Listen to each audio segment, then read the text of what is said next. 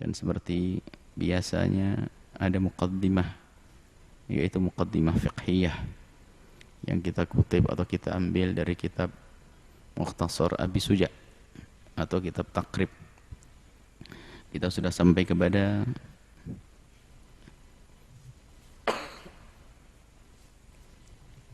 qala Imam Abi Suja rahimahullah ta'ala nafa'anna Allah bihi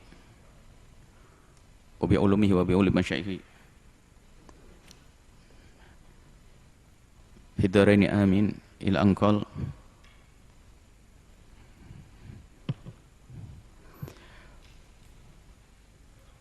wal hadathu. Termasuk ini kita masih di bab yang membatalkan salat. Membatalkan salat. Di antara yang membatalkan salat adalah al-hadath. Adanya hadath. Hadas sudah tahu kita ada dua. Hadas besar, hadas kecil. Kapan dia berhadas, ya batal sholatnya. Sudah jelas, gak usah dibahas karena bab hadas sudah berlalu. Lagi sholat buang angin batal. Dalam madhab Syafi'i lagi sholat bersentuhan suami istri, batal sholatnya karena batal wudunya.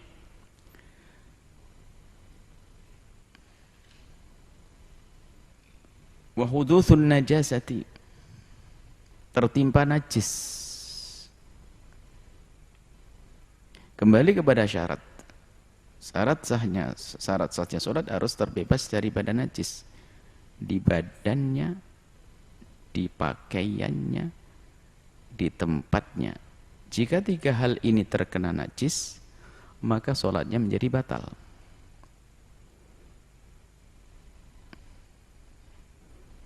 Dalam madhab Syafi'i dan jumhur bahwasanya tiba-tiba kalau lagi sholat ada burung merpati membuang karena baju kita. Selagi kita tidak bisa langsung melepasnya, membuangnya, maka batal. Tapi kalau ada najis yang jatuh di baju kita, di sorban kita, langsung kita lepas, kita jatuhkan, sah sholat kita. Baik, yang penting ada najis yang menempel pada kita, sholat kita batal. Najis dengan macam-macamnya, ada 7 najis, atau ini najis belum dibahas ya, nanti akan kita bahas bab najis. Kemudian setelah itu apa? Makanya sebelum sholat bawa najis tidak sah, waktu sholat terkena najis tidak sah. Wangkisyaful aurati, tersingkapnya aurat, sudah dibahas pada beberapa pertemuan yang lalu. Tentang auratnya seorang wanita di dalam sholat adalah seluruh sekujur tubuhnya kecuali telapak tangan dan wajah di dalam sholat, bukan di luar sholat. Laki-laki antara pusat dengan lutut. Lah kok tersingkap? Tersingkap dua macam. Kalau yang menyingkap adalah angin, langsung kita tutup kembali, maka tetap sah sholatnya. Tapi kalau disingkap oleh manusia, batal sholatnya. Ada orang iseng buka aurat, batal sholat. Dan dosa dia. Bukan yang sholat yang dosa. Memutus sholat adalah dosa. Maka yang membatalkannya tadi dosa. Orang yang menyingkapnya. Jadi kalau tersingkap auratnya waktu sholat, karena tidak sengaja, segera ditutup. Misalnya di bagian paha kita, tatonya tersingkap, ditutup. Segera ditutup. Yang kebuka langsung ditutup.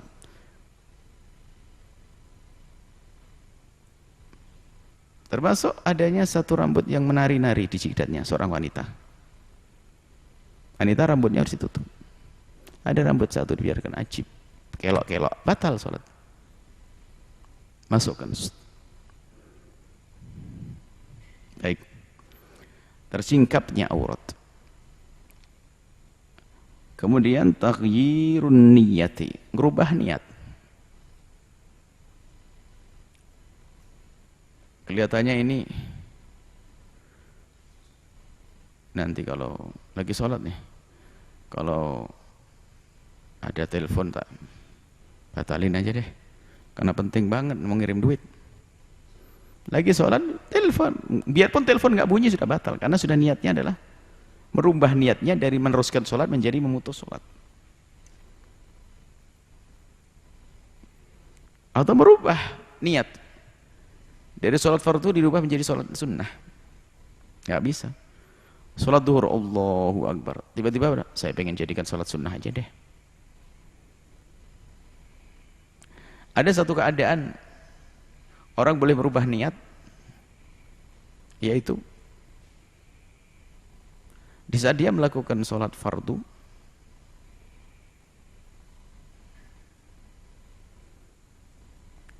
dia tidak menduga kalau akan ada jamaah. Setelah dia mulai sholat fardu, tiba-tiba ada rombongan datang sholat berjamaah.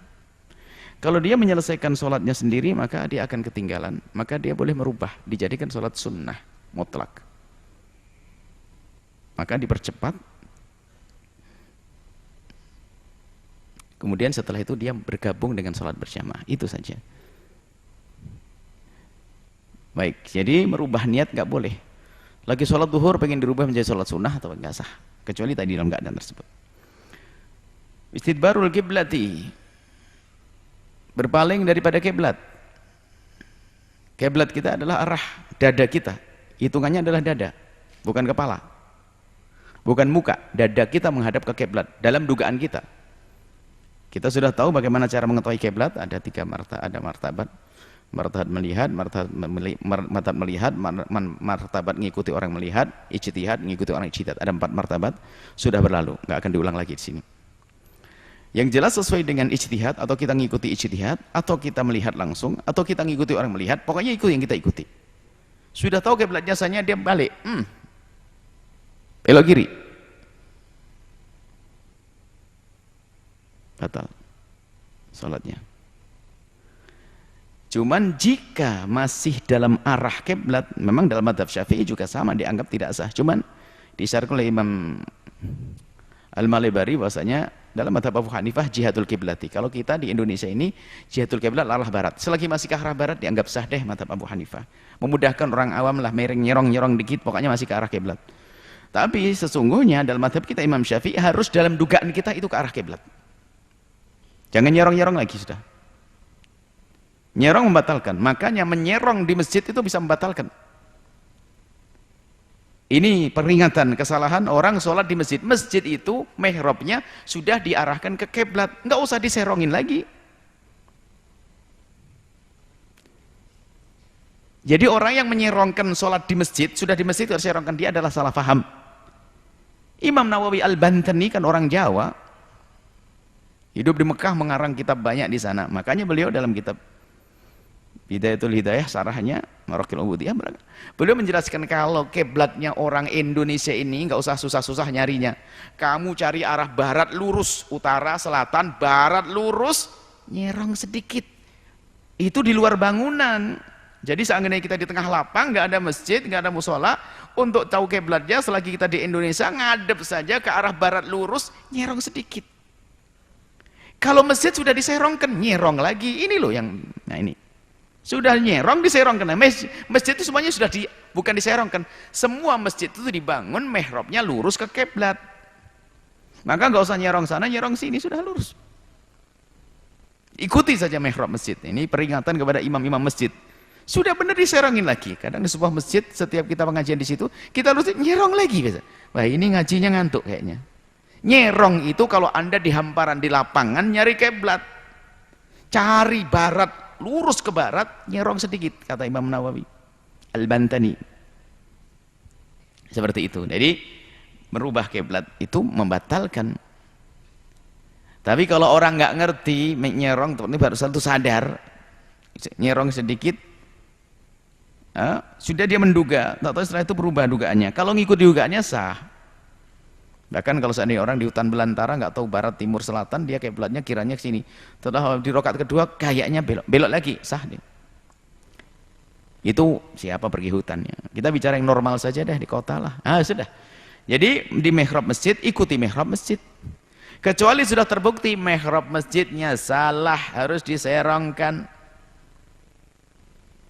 Seperti itu, selesai. Jadi kalau tiba-tiba ada anak bandel, anak nakal lagi sholat dibalingkan, batal, dosa dia. Ada anak nakal kan, temannya lagi sholat karena mentang-mentang kecil langsung digendong, dibaringin, diarahkan ke timur, ke arah berubah dari arah kiblat, batal sholatnya, dosa yang ngerubah. Baik, kemudian wal aklu wasyurbu, makan dan minum batal. Makan dan minum.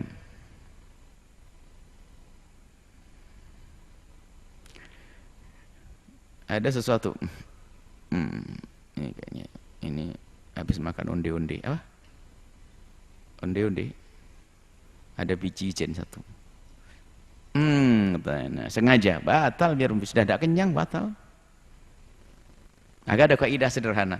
Semua yang membatalkan puasa, membatalkan sholat kecuali makan banyak karena lupa. Makan banyak karena lupa dalam puasa, sah tidak puasanya? Sah.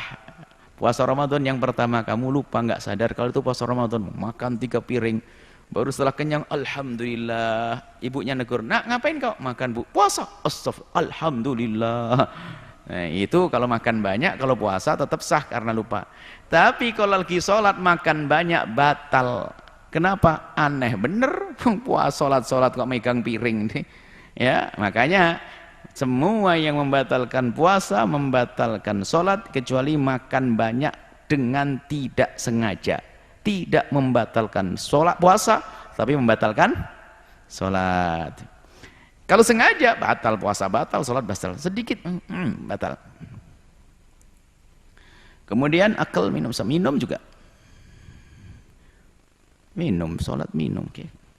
Wal gahgahatu, ngakak. Ngakak kan luar suara.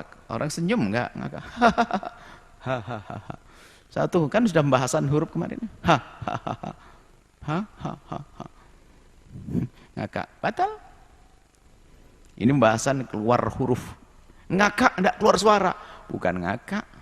Ngiki aja keluar suara kok. Ngakak. Goh. Jadi kalau senyum enggak. Beriddatu murtad, keluar dari iman, batallah sholatnya. Ini saja dulu insyaallah.